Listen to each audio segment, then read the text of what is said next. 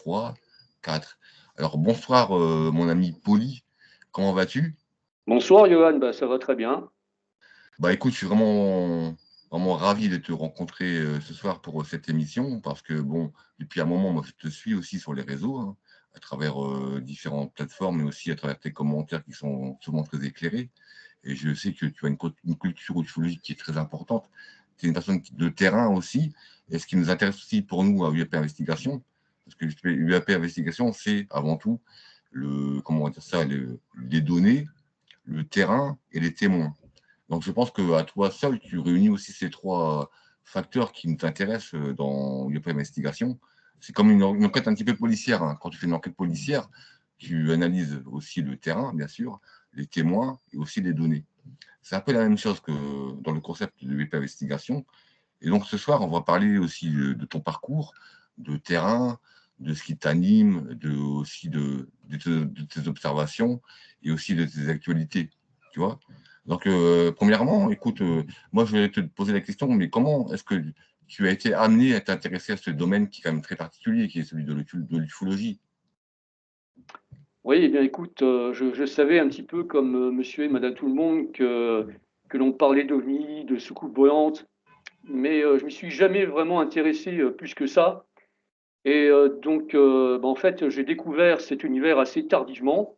Donc, c'était en 2010 ou voire en 2011, donc en consultant le quotidien régional, hein, donc qui est chez moi le Républicain Lorrain, que je suis tombé sur un article donc invitant des personnes à participer à un libre-échange autour du sujet des pans, donc à l'occasion d'un repas convivial, donc les fameux repas ufologiques, dont une antenne à l'époque existait du côté de Metz. Et donc le représentant local de la structure était à l'époque Jeff Nolan, que je salue au passage hein, s'il m'écoute. Et donc, donc, comme j'ai été poussé un petit peu par la curiosité, alors je me suis dit, ben, pourquoi pas y faire un tour. Et donc, à partir de cette première expérience, bah, j'ai trouvé le concept intéressant et je me suis pris un petit peu au jeu. Alors, j'ai assisté à quasiment toutes les sessions hein, qui ont suivi. Alors, j'ai échangé aussi fréquemment avec les habitués et j'ai rencontré des personnes vraiment déterminantes dans mon cheminement personnel et notamment Michel, donc, qui venait aussi présenter quelques sujets. Alors, c'est un ancien veilleur et témoin de plusieurs cas troublants. Donc, un enquêteur depuis la fin des années 60, un chercheur hors pair avec un important background scientifique. Il faut savoir, il est chimiste à la base. Et donc, D'accord? Michel pose par écrit depuis plusieurs années maintenant, et dans le plus grand secret, donc un travail couvrant l'ensemble de la problématique des pans, donc mêlant les hypothèses de travail et des propositions factuelles pour expliquer un petit peu l'ensemble des paramètres ou caractères rencontrés dans la casuistique des pans, et donc sous un angle plutôt scientifique. Alors, D'accord. Michel a participé parfois aux émissions spéciales du Show Conscience, donc j'en parlerai un petit peu plus tard. Mais donc, il n'est pas vraiment du genre à s'exposer sur les réseaux, hein. On dit souvent que les meilleurs éléments sont bien souvent ceux qui travaillent le sujet en arrière-plan, dans une correspondance privée avec d'autres chercheurs et des scientifiques et des ex-militaires. Alors, on retrouve ici un petit peu l'idée du collège invisible de Jacques Vallée. Exactement. Enfin Oui. bref. Alors, Oui. à cette occasion, j'ai également rencontré Olivier S. C'est pas le même Olivier, hein. Donc, c'est également un veilleur et témoin à multiples reprises. Donc, lui, il a vécu des choses assez étranges. Et donc, il y a eu une période aussi avec des marques géométriques qui apparaissaient sur son corps, évoquant vaguement donc, des caractères cunéiformes ou des losanges. Alors, cela a fait l'objet d'un article paru dans la Gazette des Mousquetaires, donc, qui est hébergé sur le site d'Omniparis de Patrice Galacteros, que les gens connaissent peut-être. On J'ai pourra également, aussi peut-être partager les liens oui, que tu on mentionnes. manquera pas de les mettre dans les commentaires ou sous la description de la vidéo. Et donc, j'ai également rencontré un couple d'amis avec lesquels nous continuons de partager, encore actuel, hein, donc des repas annuels à l'extérieur, à l'issue duquel nous effectuons tout simplement une veillée. Et il y a aussi Maxime, donc, que je connaissais déjà dans un autre domaine, donc qui lui était plutôt passionné par les médias et la communication. Et d'ailleurs, j'ai une anecdote à raconter avec lui lors d'une veillée dans laquelle je vais D'accord, d'accord, d'accord. C'est bah, tout ça. Alors, c'est une approche qui est quand même assez riche et enfin, pluridisciplinaire, hein, la science, les médias. Donc, tu racontais vraiment enfin, ce domaine vraiment d'un point de vue vraiment assez vaste, ce qui est Oui, vraiment tout à très, fait. très, très important. Alors, par rapport à ces gens qui, eux, étaient dans les veillées et qui étaient vraiment sur le terrain, comment toi, tu as senti cet appel, en fait, du terrain et comment est-ce que en fait, c'est une sorte de façon de se confronter quelque part au réel de l'expérience. Alors, est-ce que tu peux nous en parler de ça? Ouais, alors, si tu veux, là, on va peut-être un petit peu brûler des étapes. C'est-à-dire que là, je voudrais quand même un petit peu terminer sur ces fameuses sessions là, des repas écologiques. Je Oui, vais y vas-y. revenir, hein, t'inquiète pas. Donc, à D'accord. ces sessions venait également un des frangins, donc, qui était responsable à l'époque des repas écologiques de Strasbourg.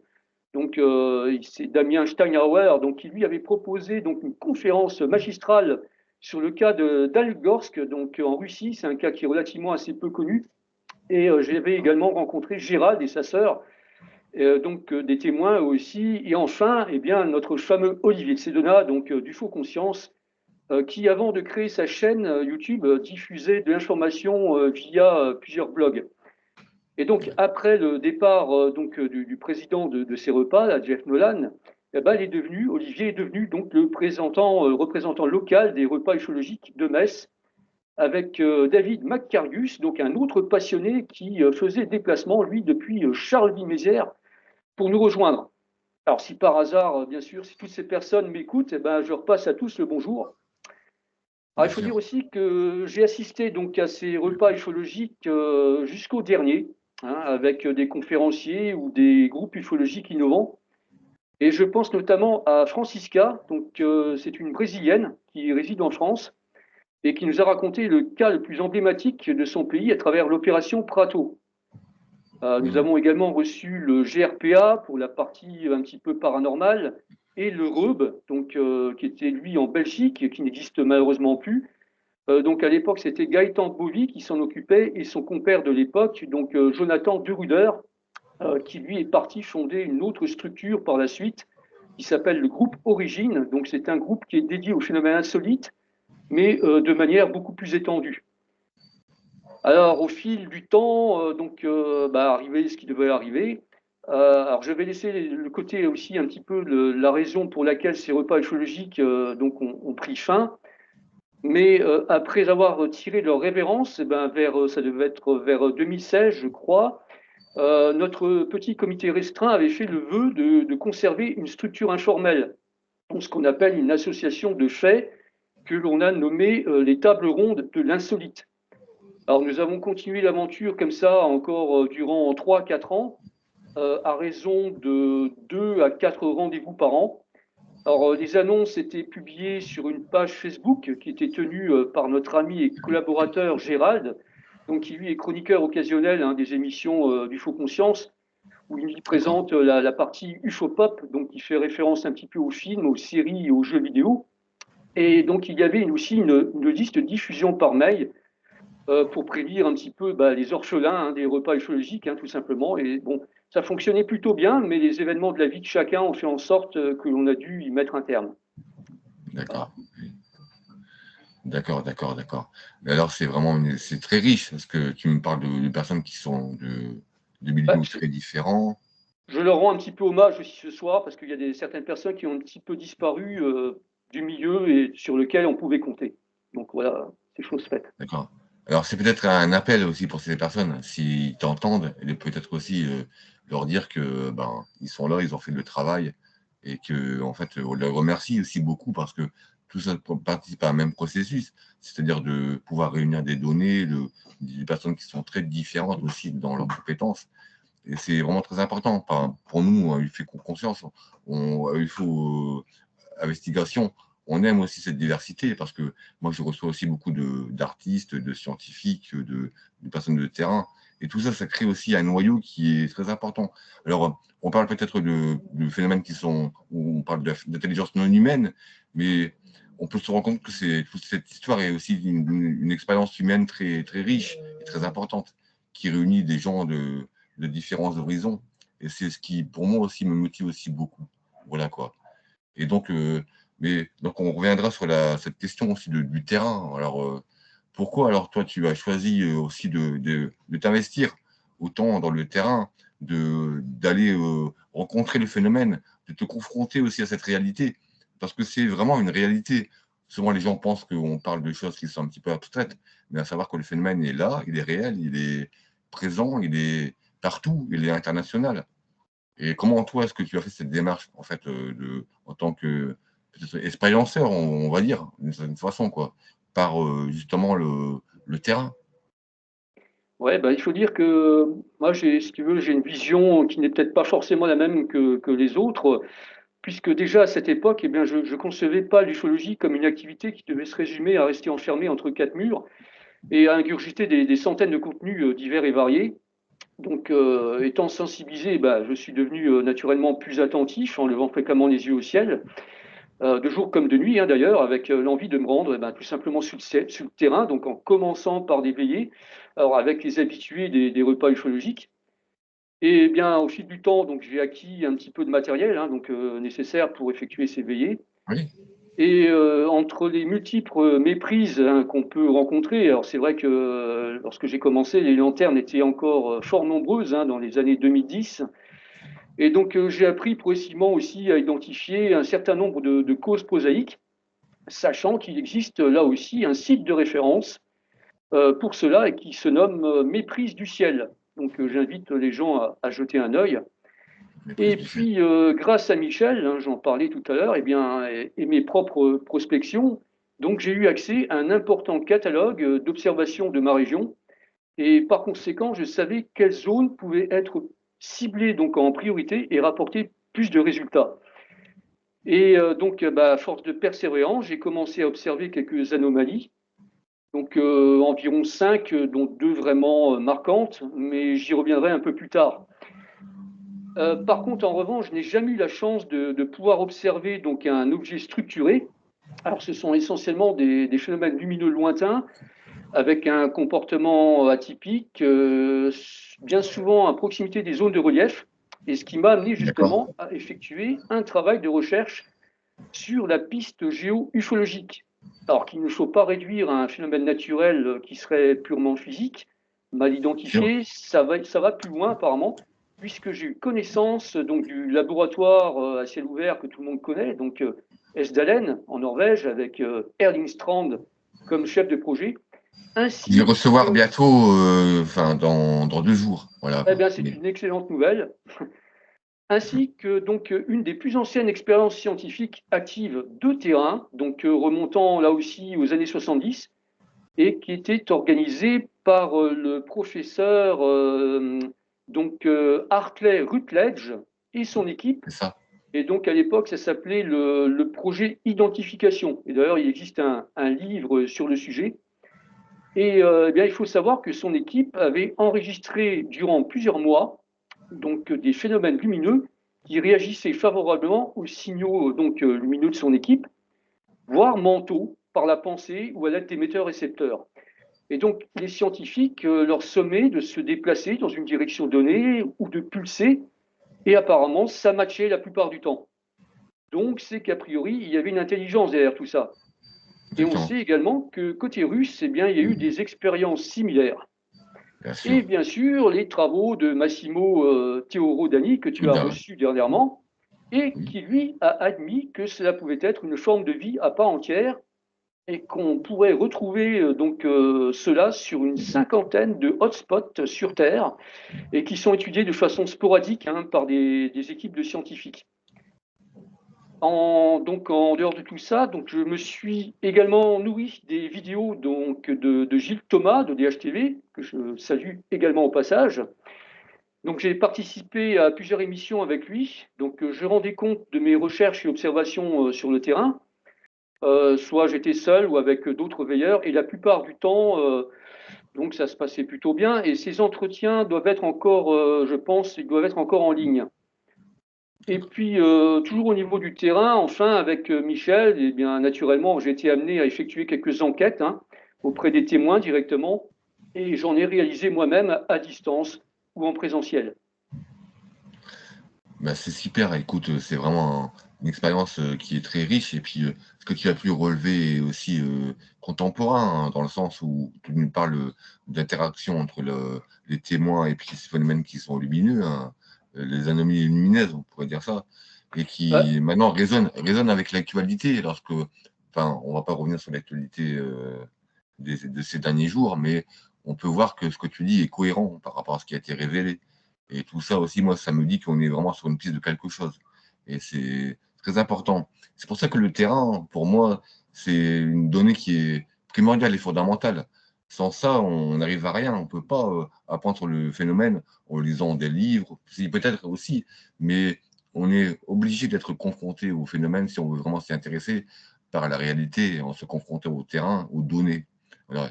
Et je pense que c'est pour ça que j'aime autant ton point de vue. Attends, je t'ai perdu là, un petit peu poli. Attends, c'est bon. Oui, c'est pour ça que j'aime autant ton approche parce qu'elle est vraiment basée sur du concret, enfin, vraiment sur des expériences de terrain. Voilà. Alors, moi, j'ai une question aussi qui me taraude depuis très, très, très longtemps. Mais alors, je t'ai posé la question en off, tu n'as pas voulu me répondre. Et je te remercie parce que je pense que moi aussi, je vais découvrir aussi, même si j'ai une toute petite idée du pourquoi, du comment. Alors, pourquoi ce pseudonyme de polyèdre? ouais, ben, si tu veux, pour pouvoir échanger sur les réseaux, tout simplement, ben, il me fallait choisir un pseudo. Et donc, ben, tout simplement, un jour, par Google Images, je suis tombé sur un polyèdre, donc une structure hein, géométrique complexe, et qui dispose de multiples facettes. Et puis, bah, je me suis dit que cela pouvait renvoyer à différentes aspirations, domaines qui m'intéressaient à ce moment-là, et qui m'intéressent toujours d'ailleurs. Et je trouvais que ça collait bien également au pan, puisque ceux-ci ont la particularité de changer de forme à volonté et nous montrent bah, à travers les récits d'observation que donc plusieurs facettes pouvant justement être le point de départ vers une étude scientifique du phénomène. Et puis du coup, bah, c'est resté polyèdre, hein, tout simplement. Parfois, je rajoutais 57 au bout, mais c'est polyèdre en règle générale. D'accord. 57 par rapport à ton département, c'est ça? Voilà, tout à Mais fait. Hein. oui. Alors, moi, j'invite aussi les gens à visionner tes vidéos sur la découverte justement de ce beau département du 57, où tu nous fais plaisir parce que tu nous montres des endroits et tu es vraiment quelqu'un de terrain parce qu'en fait, tu es passionné par aussi cette région. Et moi, j'ai beaucoup de plaisir à découvrir aussi tes vidéos où tu me fais découvrir des lieux. Et on sent aussi chez toi aussi cet appel aussi du terrain à travers ça. Donc Voilà, voilà c'est quoi. c'est la continuité directe justement de l'étude des pans.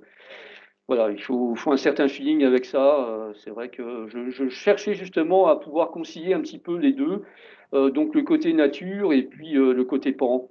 Et donc là, je pense que j'ai trouvé quelque chose, une sorte d'environnement qui n'était pas exploité jusqu'alors. Donc c'est pour ça que je me suis lancé. Pourquoi pas essayer de concilier un petit peu ces deux passions, la randonnée et puis justement de parler un petit peu de ces phénomènes mystérieux. Oui, mais je pense que c'est la base de toute investigation aussi. Pour revenir à l'investigation, c'est avant tout l'observation. Alors, l'observation, c'est être là et puis observer, être sur le terrain et puis pouvoir aussi relever des choses. Et je pense que cette démarche-là, elle est vraiment chez toi très marquée. Et c'est ce que j'apprécie beaucoup chez toi. Et au-delà de ça aussi, ta grande culture ufologique, qu'on peut aussi remarquer. Moi, je t'ai vu dans les émissions d'Olivier à plusieurs reprises. Et tu as vraiment une culture qui est incroyable au niveau de l'ufologie, que moi, je n'ai pas forcément, par exemple. Voilà quoi. Et donc, mais justement, par rapport à tout ça, je te disais, alors, ta présence sur les réseaux, explique-nous un petit peu ça, en fait, Poli. Ouais, donc après avoir trouvé ce pseudo, ben, il fallait que j'échange et que j'apprenne aussi, et puis que je m'informe, hein, fatalement. Et donc, ben, j'ai fini par rejoindre pendant quelques années le forum OVNI-ufologie, donc plus connu sous le nom des mystères des ovnis. Donc, c'était un endroit plutôt enrichissant, à plus d'un titre, hein, donc je m'y rendais tous les jours et je postais fréquemment, peut-être même un peu trop. Mais l'arrivée de quelques éléments perturbateurs et puis des opinions divergentes ont fait en sorte que j'ai été banni. L'année de la parution de l'ouvrage collectif OVNI et Conscience, qui avait reçu un accueil plutôt glacial, et on m'a reproché également d'avoir un positionnement ésotérique sur le sujet, ce qui m'a paru assez étrange pour le coup. Et aussi, bah, je n'ai pas cherché donc à réintégrer le forum de quelque façon que ce soit. D'accord. Alors, si tu veux, dans le même temps, donc, il me fallait poser également mes réflexions, hein, donc expérience ou enquête, et les partager. Et donc, j'ai eu dans l'idée de lancer un blog, donc qui se nomme OVNIPAN Lorraine, tout simplement, voilà, donc, car je suis très attaché à l'idée du régionalisme, avec la possibilité de pouvoir eh ben, me déplacer dans un certain périmètre. Donc c'est un blog qui actuellement, ben, je ne l'alimente plus hein, ces derniers temps, faute de temps, d'idées ou de motivation. Et donc à l'intérieur, on peut également trouver un onglet donc, donnant accès à une carte Google Maps des phénomènes qui ont été répertoriés, alors qui couvrent l'ensemble de la région Lorraine, l'Alsace et les pays limitrophes tels que le Luxembourg, l'Allemagne et la Belgique. Donc il faut savoir qu'il y a d'avoir aux alentours de 1000 cas, hein, donc voilà, c'est libre d'accès. Donc j'invite les gens Ça à marche. jeter un œil. D'accord. Mais c'est super ça. En plus, moi, je connais des gens qui sont aussi sur le terrain, qui sont par exemple sur la côte, on va dire ouest, à Brest, tout ça, en Bretagne, d'autres qui sont en Normandie. Et je pense qu'à un moment, ça serait aussi super sympa aussi de pouvoir réunir ces données, les confronter. Mais ça, je pense que je vais y penser. On pourra aussi avoir un projet aussi qui pourra aussi concrétiser un petit peu ça. Parce que bon, réunir les données, c'est aussi très important aussi, Poli. Voilà. Donc, d'accord. Donc, tu as fait beaucoup de veillées, toi. Alors, les veillées écologiques, c'est quelque chose qui est indispensable sur le terrain. Et on peut aussi. Alors, les gens pensent que les veillées, c'est, tu vois, un petit peu des gens qui sont un petit peu illuminés, qui viennent et qui regardent le ciel et qui essayent d'interpréter ce qui se passe, mais les moindres trucs, etc. Mais je pense que, en fait, il se passe beaucoup de choses dans les veillées et les gens ne savent pas ce qui se passe forcément dans ces moments-là et qu'il y a aussi beaucoup de choses, mais vraiment très concrètes qui se passent. Alors moi, je discute avec d'autres personnes de terrain qui me rencontrent des choses qui sont quand même qui sont phénoménales, enfin, qui sont pas incroyables, mais il se passe vraiment des choses quelquefois qui sont un peu folles aussi. Alors, est-ce que tu peux nous parler aussi de ces veillées, peut-être des anecdotes et des observations personnelles que tu as eues? Oui, tout à fait. Alors, bon, je vais faire un petit peu l'impasse sur la partie matérielle, hein, ça va pas être le plus important. Ouais, On a également les logiciels et puis les astuces de terrain, donc il y a des choses qui sont à savoir. En revanche, si les gens sont intéressés justement par les veillées, et je les invite fortement à en faire l'expérience, eh bien, ils auront la possibilité de prendre connaissance d'un article dédié, donc sur mon blog, hein, OVNIPAN Lorraine. Et j'ai également rédigé un autre article pour la revue Lumière dans la nuit, LDLN, de Jean-Louis Lagneau, avec qui je très collabore, bonne hein, revue. donc occasionnellement, de façon indirecte ou indirecte, car il s'agit un petit peu aussi de faire perdurer la revue et de l'enrichir. Alors, on va passer aux anecdotes, donc si tu veux bien. Oui, Euh, oui, donc, une petite anecdote de veillée, je pense que ça va plaire à certains. Donc, je l'ai cité tout à l'heure, donc avec Maxime. Nous étions partis donc pour effectuer une veillée sur un plateau en hauteur, justement où plusieurs phénomènes lumineux avaient été signalés. Alors, concernant la période, nous sommes en septembre 2012. Il faisait d'accord. froid avec un vent à décorner les bœufs et on avait un ressenti de 5 degrés. Donc, nous avons été témoins d'un étrange balai qui s'est produit à deux reprises. Et donc, alors, ces séquences justement ont été filmées. Et pour les personnes intéressées, donc elles sont hébergées sur la chaîne donc de Maxime qui s'appelle Cogite TV sous le titre Deux objets lumineux non conventionnels au plateau de l'Ori-MS, direction Mont-Saint-Quentin. Et vous avez deux parties. Alors sur cette même chaîne YouTube, donc les gens pourront également prendre connaissance des contenus des repas ufologiques de l'époque qui se déroulaient à Metz. Bien sûr. Bref, nous avons été impressionnés sur le coup. Alors, il m'aura fallu quelques heures après cet événement pour valider la piste de petits aéronefs de type Cessna, donc qui étaient en phase d'approche. Donc, ils avaient effectué une rotation avec une sustentation apparente à proximité de la tour hertzienne, donc qu'on a vu dans le champ et qui est matérialisée par un petit point rouge que l'on voit sur la vidéo.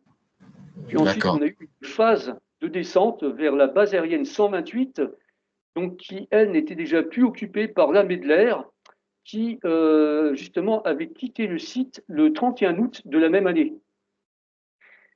Mais la surprise de cette soirée, eh bien, fut celle de l'apparition d'un pan lumineux assez furtif, donc de couleur assez chaude et conforme à ce qui était couramment rapporté par les témoins. Donc l'hypothèse lanterne était exclue donc en raison des conditions climatiques et l'orientation du vent dominant, hein. Et nous étions également en relation avec un troisième larron, donc Olivier S, que j'ai cité tout à l'heure, et Oui. qui, depuis son nid d'aigle, eh bien, nous a alertés par téléphone qu'il observait le déplacement d'une lueur étrange dans notre direction. Alors, il nous a fallu du temps pour l'apercevoir, car celle-ci s'est déplacée à flanc de colline, donc située vraiment en contrebas de notre position. Et il faut savoir que d'ailleurs, la plupart des phénomènes qui étaient observés donc, à l'époque dépassaient de très peu l'altitude de ces collines qui flirtent avec les 400 mètres d'altitude. Et donc cet instant fut si bref donc qu'il aurait été impossible d'avoir une vidéo ou un cliché exploitable. Bref, on était complètement gelés quoi ce soir-là, mais plutôt satisfaits de cette expérience malgré les conditions météorologiques qui étaient plutôt du genre exécrables. Et puis donc parmi les autres observations que j'ai pu faire, qui étaient plutôt intrigantes, donc j'ai pas vraiment d'explication sur elles, donc je suis pas en mesure de valider ces observations comme étant des faits prosaïques, mais il y en a quand même deux d'entre elles qui ont été un peu plus marquantes que les autres.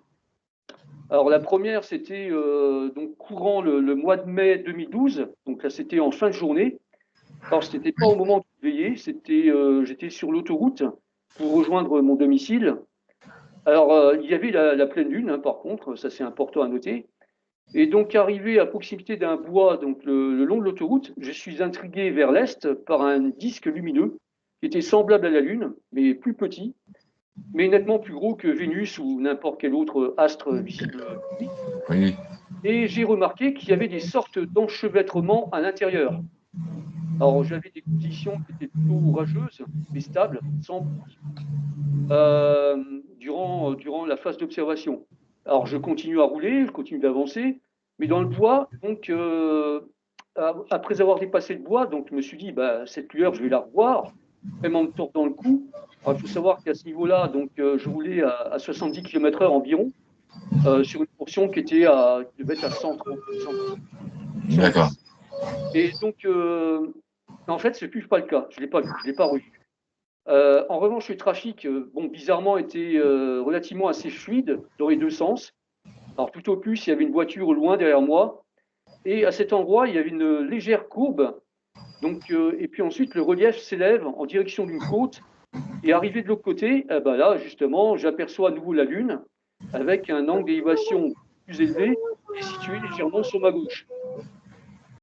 Alors, je me suis dit, pendant longtemps, j'ai douté. J'ai douté de ce cas-là. Alors, je me suis dit, est-ce que c'était encore le syndrome de la boule suiveuse ou est-ce que c'était autre chose? Et je me suis dit, d'après la configuration du terrain et le déplacement dans l'espace, là, j'ai eu du mal à accepter l'idée que ça puisse être la Lune. Alors, j'ai pensé également que ça aurait pu être un avion en phase d'approche. Alors, j'ai vérifié le trafic aérien du moment Du moment, avec oui. un battement d'un quart d'heure à peu près, hein, pour être bien sûr, en utilisant, alors à l'époque, j'utilisais Casper Flight. Donc, c'était un logiciel Je connais ça. néerlandais du trafic aérien, donc qui malheureusement n'existe plus. Donc, celui-ci permettait de remonter très loin dans le temps et gratuitement en plus. Et bien sûr, j'avais pris soin de paramétrer le fuseau horaire local, mais aucun aéronef civil n'est passé au-dessus ou à proximité de ce bois. Donc voilà, donc jusqu'à présent, bah, ça restera un cas que je n'aurais pas réussi À à élucider. résoudre. Et puis j'ai eu d'autres expériences. Donc après ça, donc là nous sommes en juillet 2012. Donc là, je m'étais rendu dans le nord du département de la Moselle, donc vers le Luxembourg. et non loin de la fameuse centrale nucléaire de Cattenom. Et donc là, il faisait jour en revanche, hein. Je ne conduisais pas cette fois, j'étais parti prospecter une rivière pour y pêcher un petit peu, parce que la pêche aussi, c'est une de mes passions. Et donc à un moment donné, je me suis arrêté et je me suis mis à observer le trafic aérien, donc qui était assez dense à cette période, puisque nous étions encore en période estivale, et donc les carlingues des avions luisaient au soleil. Avec le Mais oui, le arrive reflet. un moment, eh bien, où j'observe, venant du nord et se dirigeant vers le sud, en effectuant une légère courbe, un petit point sombre, très rapide, comparé aux aéronefs, alors dont j'ignore la forme, mais qui volait si haut qu'il fut impossible que cela puisse être une corneille ou un cormoran, par exemple. Et de plus, je ne voyais aucun battement d'aile, et puis il n'y avait aucun bruit en provenance de cet objet. Donc moi, sa vitesse constante m'a paru totalement anormale. Donc c'est un cas également que je n'ai pas réussi à résoudre. Donc je reste un petit peu sur ma faim. Et j'en arrive à ma plus belle observation qui s'est déroulée en juin 2013. Donc là, c'était lors d'une veillée en solo. Euh, donc un autre veilleur devait me rejoindre plus tard dans la soirée après son travail.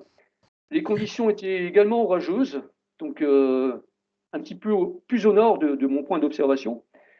Alors c'était un endroit qui était élevé, un petit peu élevé, donc sur une colline, au débouché d'une vallée, où l'on a signalé donc un certain nombre de phénomènes lumineux, ainsi que des triangles. Et bon, bah, je vais la faire un petit peu courte, car que je décris ce cas plus en détail sur mon blog. Alors, j'ai pu observer donc à une distance de 4,5 km environ un phénomène lumineux donc, qui est parti au bas d'une colline à la vitesse d'une voiture, donc avançant lentement sur une route carrossable, un petit peu esquintée, quoi, en décrivant une légère courbe vers la droite. Et soudain, celui-ci s'est mis à accélérer de plus en plus rapidement. Et à ce moment-là, l'intensité lumineuse est devenue très importante, dans des tons qui étaient très chauds. Ensuite, ce truc-là s'est élevé au-dessus de la colline en gardant son cap à droite, puis il allait effectuer donc une légère courbe sur la gauche pour disparaître de mon champ de vision au loin derrière la ligne d'horizon. Alors après ce genre d'événement, ce qu'il faut faire, c'est qu'il faut toujours rapidement consigner par écrit toutes les phases de l'observation. Oui, Voilà, c'est exactement. ce que Oui. j'ai fait, hein, c'est obligatoire. Vous avez un truc un peu bizarre comme ça, il faut vraiment avoir toujours son carnet dans la poche, un Ça paraît pas. stylo pour écrire. Et donc, suite à cet événement, eh ben, je me suis empressé d'enquêter un petit peu dessus, d'en savoir un peu plus. Donc, j'ai envisagé plusieurs hypothèses, dont celle d'un défaut électrique, puisqu'il faut savoir qu'à cet endroit passe une ligne à très haute tension. Voilà, donc Oui, j'ai il y a du. également évoqué, pourquoi pas, une lanterne isolée, mais ça ne collait pas donc, justement avec la direction du vent.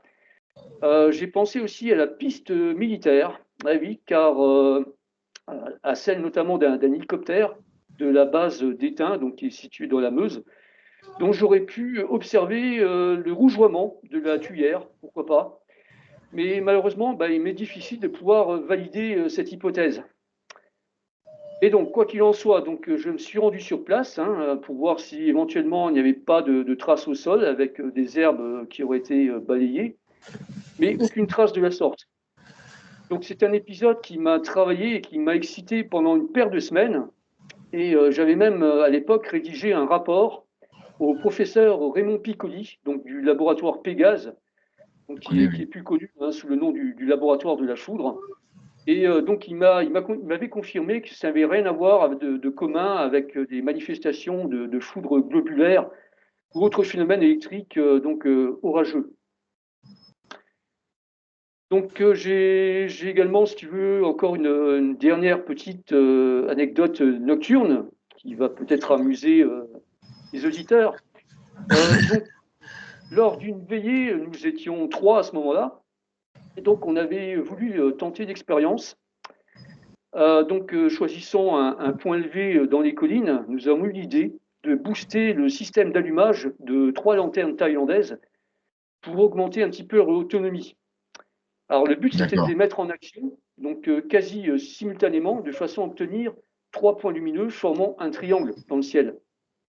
Donc on avait un vent qui était de secteur sud-ouest, assez faible. C'était donc parfait pour l'expérience. Alors les lanternes étaient synchronisées entre elles et donnaient l'illusion parfaite d'un triangle évoluant majestueusement donc au-dessus des collines. C'est Alors marrant ça.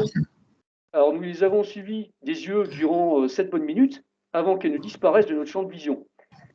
Alors il est possible encore qu'elles aient été actives encore durant quelques minutes.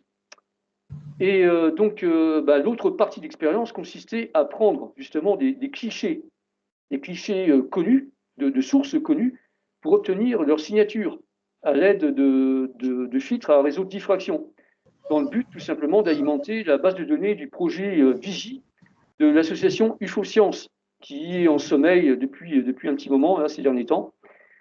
Et bien sûr, il était nécessaire, dans le cas présent, d'effectuer un calibrage en gardant les mêmes réglages pour pouvoir obtenir l'analyse du spectre obtenu afin d'avoir une idée de la composition ou de la température éventuellement des objets qui étaient observés.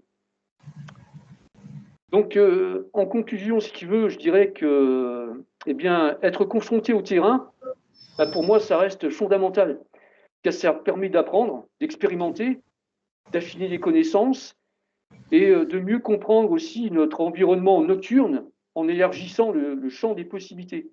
Et je dirais que c'est la meilleure école et même la plus saine pour approcher le monde des pans. Alors qu'il soit naturel, exogène, interdimensionnel, autogénéré Exactement. par les observateurs ou toute autre hypothèse. Alors toutefois, il faut bien garder à l'esprit que ces manifestations étranges peuvent adopter de multiples comportements. Donc que ce soit au niveau des formes, de l'aspect, des éclats, des couleurs, et peut-être le plus important, donc les interactions, on en a parlé tout à l'heure, des interactions Oui, psychiques qui s'adaptent aux témoins en certaines circonstances. exactement. Alors, elles ne se produisent pas uniquement dans le ciel ou l'espace, elles peuvent tout aussi bien se trouver relativement proches du sol, à l'intérieur d'un bâtiment, on n'y pense pas souvent, mais ça peut être le cas, sortir ou entrer dans l'élément liquide, capable de traverser des structures solides, telles que le sol, les falaises, les montagnes, etc. Donc tout ça en défiant notre physique actuelle, et d'où C'est le clair. terme de transmédium qu'on entend souvent ces dernières années. Eh bien, tous ces paramètres indiquent qu'il est nécessaire de revoir ce que l'on pensait comme acquis en ayant une vision beaucoup plus étendue de ces phénomènes. C'est clair. C'est clair. Et moi, ce qui m'interpelle, c'est qu'à chaque fois, dans tes observations, tu essaies de confronter aussi des hypothèses très prosaïques aussi. Tu contrôles le trafic aérien, tu te demandes si c'est pas la turbine d'un hélicoptère aussi. Et ça, je pense Ça que c'est cogite, je peux c'est dire que ça cogite. oui, et c'est vraiment la base de toute investigation. Bon, une investigation, c'est ça aussi, c'est-à-dire que on essaie de, on part pas sur des théories, mais on essaie justement, à partir du terrain, d'émettre des hypothèses, de les confronter, de les réfuter aussi, ce qui est aussi très important. C'est comme dans la démarche scientifique. Et ensuite, si ça résiste à toute forme d'analyse, là, on pourrait aussi parler là d'anomalies. Voilà quoi. Alors, c'est pour ça qu'il y a beaucoup de gens qui sont, entre guillemets, pseudo-sceptiques, qui nous targuent un peu de doux rêveurs d'illuminés, mais tout ça, ça vient de la tête, de l'esprit. Parce que vous voyez des phénomènes naturels, des lanternes thaïlandaises, tout ça, c'est un petit peu bonzo, qu'on pourrait dire, quoi. Alors, est-ce que tu aurais quelque part un mot à adresser à ces pseudo-sceptiques? Oui, alors quoi qu'on en dise ou ce qu'on pourrait en penser, donc je recommande de lire le principal forum sceptique français et son pendant, donc qui se trouve sur le groupe Facebook, sans obligatoirement y être inscrit, car il est possible de dénicher des informations utiles justement dans le cadre des enquêtes. Mais aussi, il faut savoir qu'à partir du moment où nous, on s'expose publiquement sur les réseaux, nous sommes aussi épiés par nos adversaires.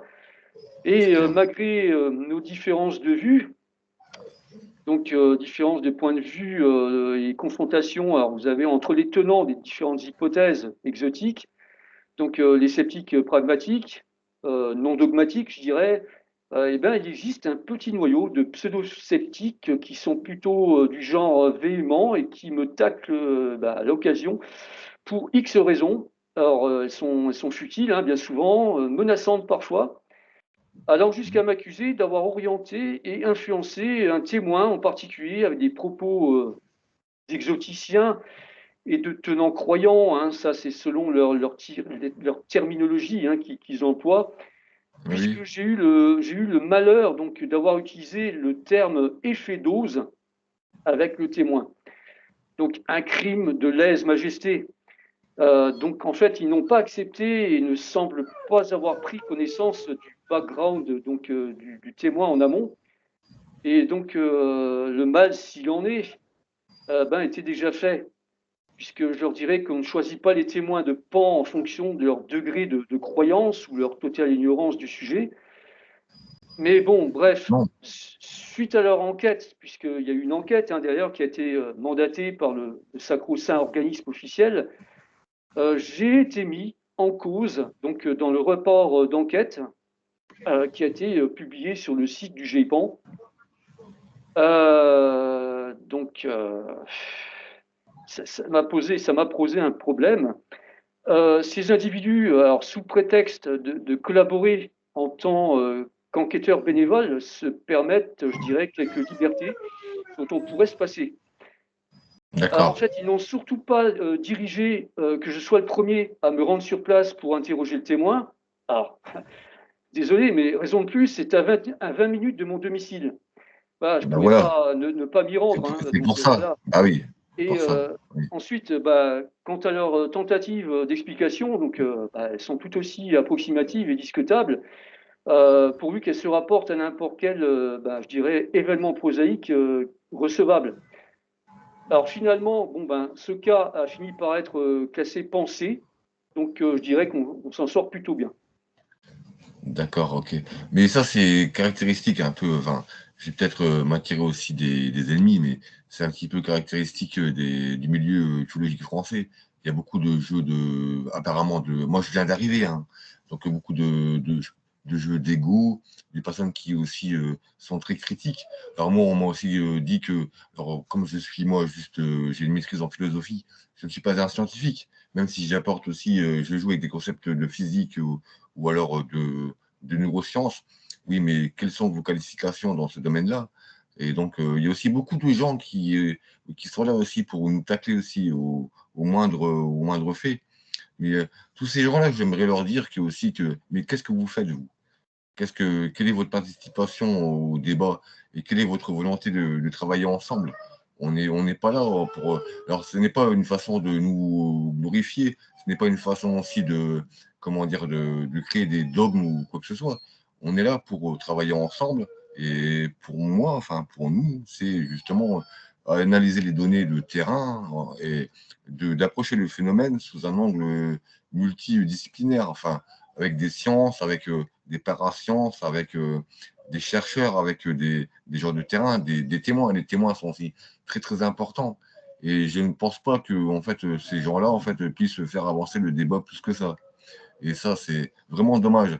Parce que en fait, mais quelque part, je veux dire que c'est bien parce qu'on peut au moins trancher et voir avec qui on peut travailler ou pas.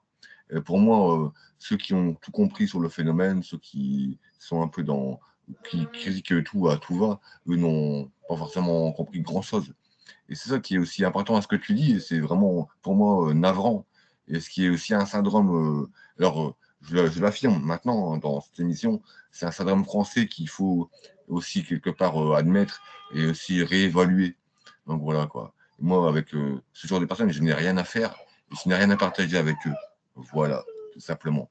Merci Poli pour avoir abordé aussi ce sujet, Ouais, d'accord? tu as parfaitement OK. raison, tu as bien cerné le sujet, mais c'est pas prêt de changer malheureusement, hein. Bah, Ça fait des on est années là, on justement qu'on essaye de scinder un petit peu toutes les tendances, mais c'est très compliqué, c'est difficile. Alors tu verras que moi, par rapport à ma nouvelle plateforme, on essaye vraiment de faire évoluer les choses et vraiment de se baser sur des choses qui sont, mais vraiment des données qui sont high level, hein. Alors on va recevoir des gens qui viennent, du milieu universitaire, mais, mondial, et ça peut aussi vraiment faire changer les choses. Et donc, voilà, et puis cette nouvelle génération, parce que malheureusement on vient de perdre, beaucoup de gens qui sont très chers à nos cœurs, qui étaient, dans l'ufologie. Là, c'était vraiment une hécatombe, en ce moment, beaucoup de gens sont partis. Mais quelque part, des gens arrivent Et cette nouvelle génération qui est basée sur une approche multidisciplinaire. Et parmi nous, enfin comme moi, on a beaucoup de gens qui sont approchés par le phénomène. Et je pense que ça a changé beaucoup de choses aussi. Voilà, le fait de pouvoir être au cœur même de l'expérience, ça va aussi nous apporter aussi beaucoup de choses. Oui, Voilà. il Donc, y a du sang neuf qui arrive, il y a de très bonnes personnes qui arrivent dans le milieu exactement. écologique actuellement. On le constate et donc il y a pas de souci. Donc la relève est là. Voilà. Et puis nous, on n'est pas là aussi pour critiquer les gens, on est là justement pour écouter. Et même si quelquefois, même entre nous, en off, on a des points de vue divergents, mais c'est ça qui fait aussi la richesse aussi de cette quête qui est aussi humaine, c'est la divergence des points de vue, qui n'est pas une guerre d'ego, mais justement une façon aussi pour nous de progresser dans cette compréhension du phénomène, qui n'est pas forcément évidente, parce qu'on ne sait pas vraiment grand-chose en fait. Il faut être humble aussi par rapport au phénomène. D'ailleurs, avec Sarah Whitman, on va revenir là-dessus, en fait, où on évoquera des expériences personnelles qui nous disent que par rapport à ce phénomène-là, il faut être vraiment très humble et aussi se remettre aussi souvent en cause, ce qui n'est pas forcément le cas pour toutes les personnes dans ce milieu. Voilà, quoi. Ouais. Alors, alors maintenant, bon, j'aimerais aussi tes activités plus récentes, Poli. Dis-nous un peu de ton actualité, de ce que tu veux faire, de ce que tu fais aussi actuellement. Oui, alors maintenant, ça doit faire à peu près 5 ou 6 ans que j'ai ouvert un compte Facebook. Alors, j'ai D'accord? rejoint quelques groupes, hein, dont le tien récemment. Mmh. Je suis donc devenu depuis quelque temps également administrateur en second, donc du groupe privé UFO Conscience, Mystère, OVNI et Paranormal. Donc c'est un Oui. groupe que j'alimente régulièrement en sectionnant les articles les plus représentatifs ou porteurs d'informations. Je participe environ une fois par mois donc aux émissions spéciales, hein, donc sur UFO Conscience en tant qu'intervenant, hein, sur la chaîne. Avec Olivier? Euh, Oui, oui. Avec Olivier de Sedona, oui. Alors c'est vrai que ces derniers temps, on est un petit peu on n'est pas tout à fait synchrone, hein, sur certains sujets. Et donc je fréquente les chats aussi de plusieurs chaînes YouTube, alors dédiées au pan et également au phénomène connexe.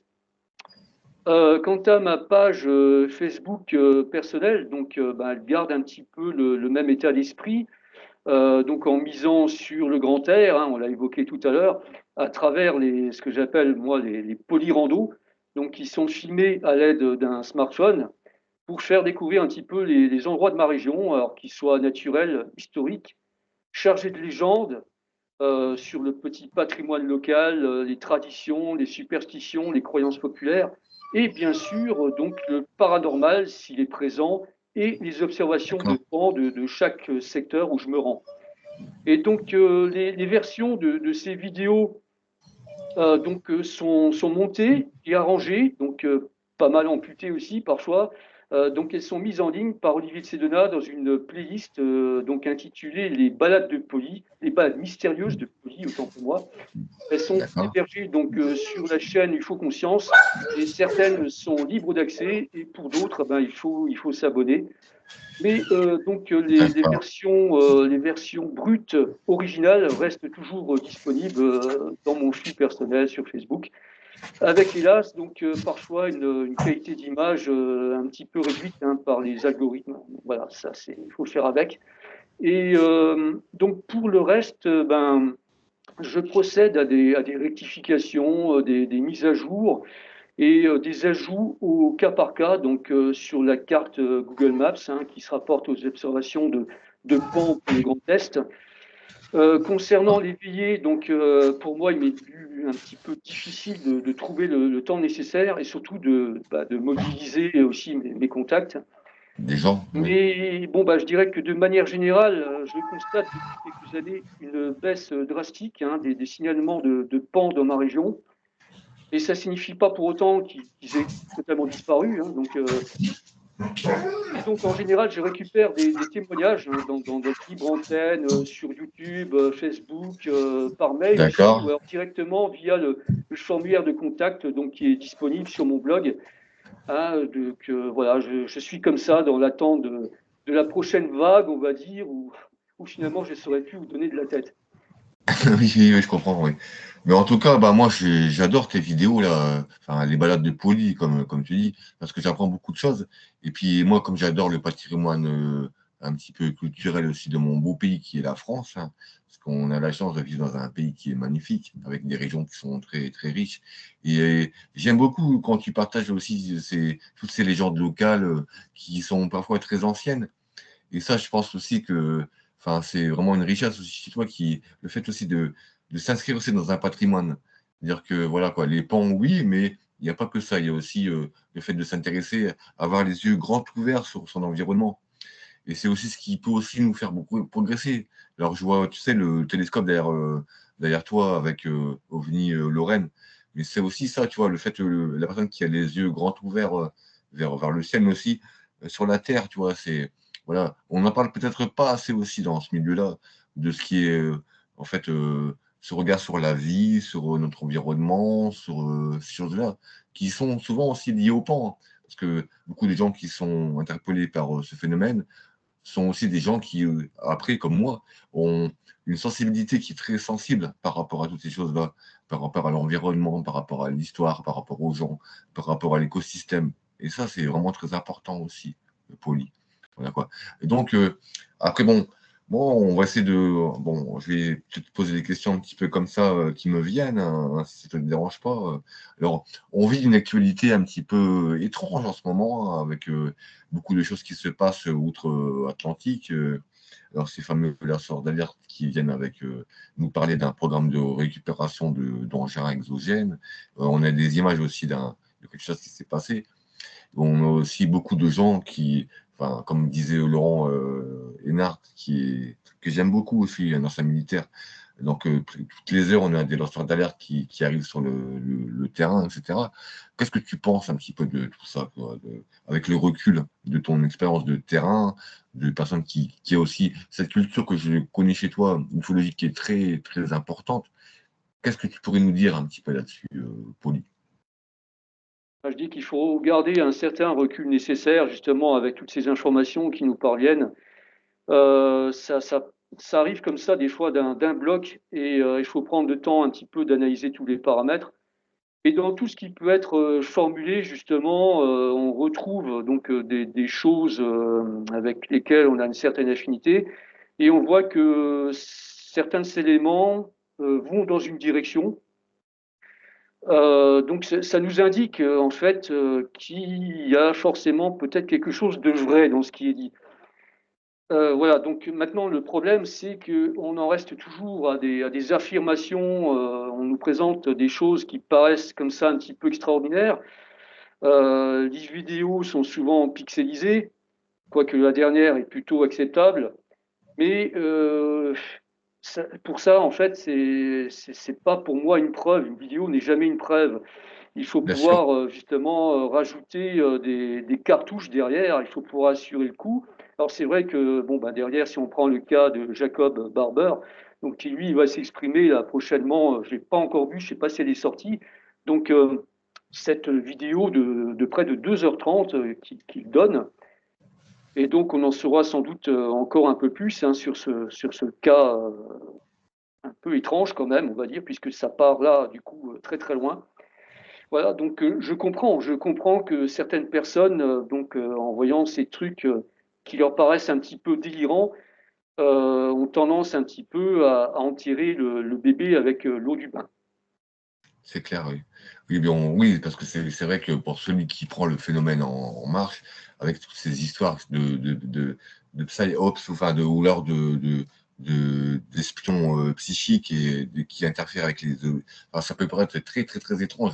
Alors, on est très loin, en fait, des représentations, même dans la vidéo qu'on a pu voir, avec cette œuf, un peu, voilà, quoi. Alors, peut-être que les gens s'attendaient à un vaisseau de genre Star Trek ou un truc à la Star Wars. Mais le fait de voir ça et puis d'entendre ça, ça peut te sembler totalement dément aussi, c'est clair.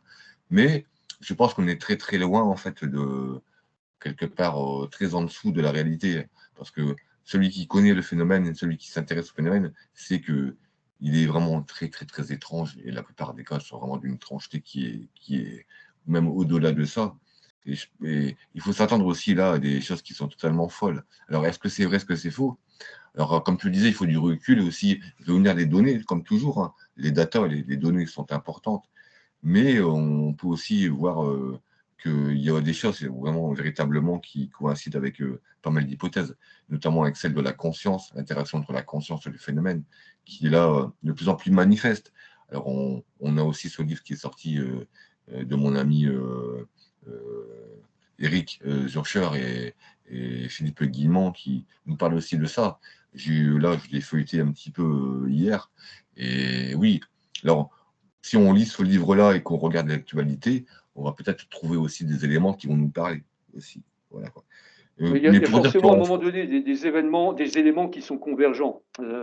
Mais bon, c'est un milieu qui est tellement complexe et étendu que, eh ben, pour un petit peu y voir clair, je conçois que c'est très compliqué. C'est très compliqué. Et c'est d'ailleurs pour ça que ma priorité, comme je disais tout à l'heure, c'était vraiment l'investigation sur le terrain. Donc essayer de vivre par soi-même ce qui se passe pour essayer un petit peu de mieux appréhender le genre de choses. Donc là, c'est vrai que maintenant, au niveau des États-Unis, là, on nous bassine avec beaucoup d'événements qui sont arrivés là depuis fin 2017. Donc on voit que les événements s'enchaînent et donc les révélations montent crescendo. C'est quand même, je dirais, c'est quand même public. Et puis, il y a aussi le facteur historique derrière. Donc là, ce qu'on parlait là, donc des espions psy et compagnie, ben, il faut savoir que ces programmes ont réellement existé. Il y a eu le programme Stargate, il y a eu les Remote Weaver, tout ça. Donc la CIA a mis en place toutes ces choses et donc il faut en prendre compte. Voilà, donc il est possible justement que ça n'ait jamais arrêté et qu'il y a des protocoles qui ont été améliorés et qui ont été mis en place dans le cadre d'une certaine interaction, je dirais, possible avec les pans. Et après, ce qu'on peut voir aussi, ce qui est aussi assez. Alors, est-ce que c'est une coïncidence ou pas? C'est que ces événements semblent être dans un mouchoir de poche. On a l'investiture de Donald Trump, et juste avant, on a cette révélation un peu choc. Et là, Trump vient d'annoncer un programme de plusieurs milliards de dollars qui concerne l'IA et qui s'appelle justement Stargate. Le nom justement de ce programme d'espion psychique mise en place par la CIA dans les années 70, il me semble. Et donc, c'est quand même assez troublant. Je pense qu'il y a quelque part derrière tout cela une certaine forme de communication. Et qui est possible. Alors, peut-être que je me trompe, mais c'est quand même assez, c'est très, très, très, très troublant, hein. Enfin, il Ah, faut c'est l'avouer clair, quand même. c'est clair, il y a des convergences, on va vers quelque chose. L'avenir nous réserve de belles surprises, je pense. Voilà, Moi on aussi, risque oui. d'être étonné dans ce qui va arriver hein, ces prochaines semaines, ces prochains mois. C'est clair. Et puis ici en France aussi, on n'est pas en reste parce que, bon, il ne faut pas croire que tout se passe aux États-Unis parce que le phénomène, il est aussi mondial. Et donc, on a aussi nos amis de l'UAP Afrique qui aussi nous font remonter des données qui sont vraiment très importantes, hein. Et un article très récent avec un ethnologue nous fait remonter des données qui sont vraiment pour nous capitales. Alors, en France aussi, on va parler aussi de pas mal de choses assez récemment. Demain, j'ai une interview qui va être assez explosive avec Thierry Larquet. Alors, je vais conserver le suspense parce qu'on va parler d'un cas qui est vraiment. Alors, on pourrait appeler ça un petit peu le Roswell français, hein, entre guillemets, hein, parce qu'il applique la défense, il applique plein de choses. Et on va avoir des nouvelles données, on va avoir des remontées de témoignages de gens qui étaient opérateurs. Alors, je ne dis rien du tout pour l'instant, parce que bon, je vais laisser aux gens.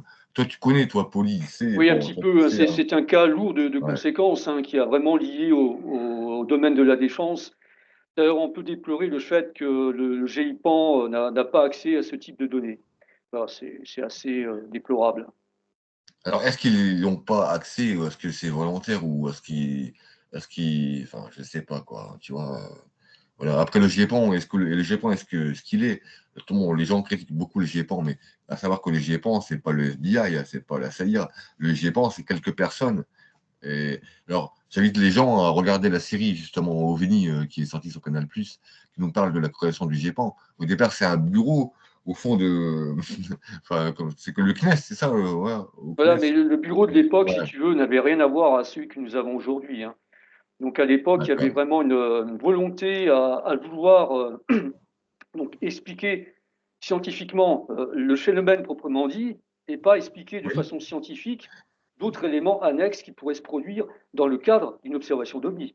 C'est ce qui est complètement d'accord. différent. Il y avait une véritable volonté, une étude sur la nature de ces objets, de ces choses lumineuses, etc. Ce qui n'est plus le cas aujourd'hui.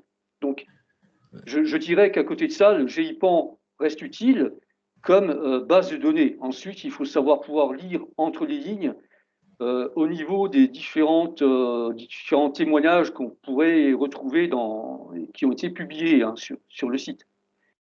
Voilà. Oui, d'accord, d'accord.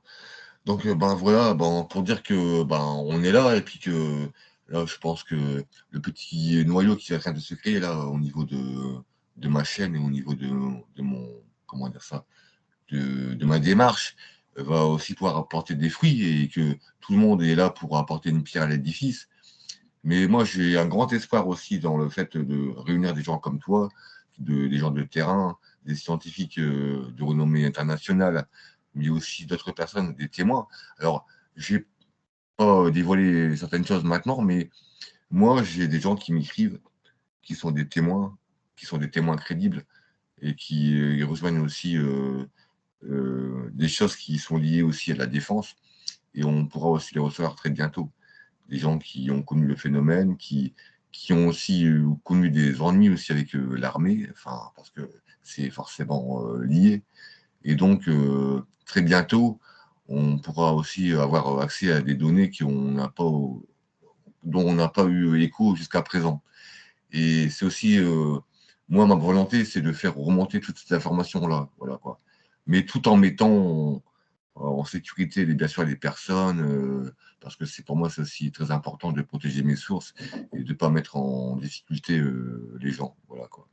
Oui, ben, Voilà, il faut respecter les témoins et s'ils veulent l'anonymat, il faut absolument qu'on leur donne, hein. Il n'y a pas de problème avec ça. d'accord.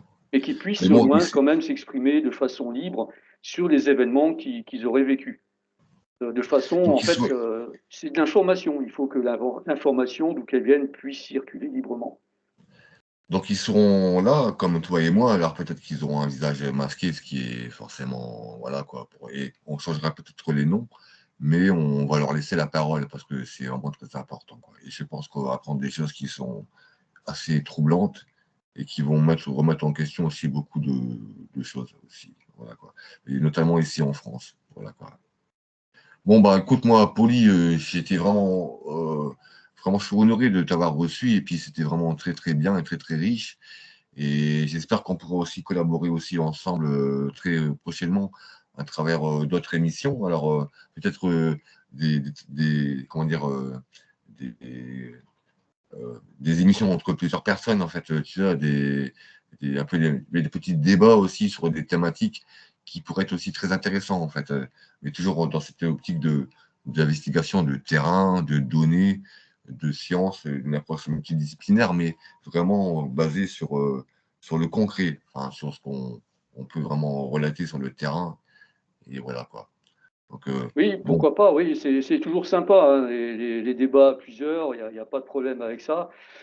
Donc, bah, je suis content, bien content d'avoir fait un petit peu quand même le tour, hein, de mon parcours ouais, et activités, hein, pour informer un petit peu aussi ceux qui me croisent sur les réseaux.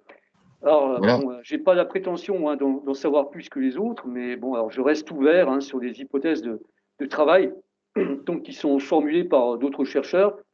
Elles sont bien sûr étayées, hein, histoire de ne pas passer à côté quelque chose. Mais je dirais que le chemin à parcourir donc est encore relativement long et semé d'embûches. Voilà, exactement. il faut faire avec. Eh bien, sinon, bah, écoute, je te remercie, Johan, hein, de m'avoir permis de C'est m'exprimer, moi. en ayant, je l'espère, avoir donné un petit peu aussi l'envie aux personnes qui nous écoutent de s'investir davantage sur le terrain. Alors, ne serait-ce qu'en effectuant des veillées, hein, seuls ou à plusieurs. Et puis Mhm. surtout, surtout de nous remonter les observations jugées utiles, donc les observations insolites ou carrément étranges, hein. Et donc, il est important de continuer à diffuser ces informations Donc sur les réseaux, d'accord, en contactant les bonnes personnes, hein, évidemment. Alors le but, c'est toujours d'obtenir de meilleures données et d'engager des procédures d'enquête si l'occasion s'en ressent. Hein, puisqu'il faut savoir qu'il n'y a pas que le GIPAN hein, dans la vie. Il existe Bien aussi sûr. des enquêteurs privés hein, qui sont sérieux ou des associations non gouvernementales un petit peu partout en France et vers lesquelles justement on peut rediriger les cas. Voilà. Voilà. Donc en tout cas, D'accord. merci à toutes et tous. Hein, et puis donc, je vous dis à bientôt hein, sur les réseaux et pourquoi pas Et sur le merci aux terrain éditeurs, lors d'une veillée. bien sûr. Alors moi, je tenais à dire qu'aussi, on va en off, là, tu vas me faire un petit listing de tous les liens, les sites aussi que tu as cités dans l'émission.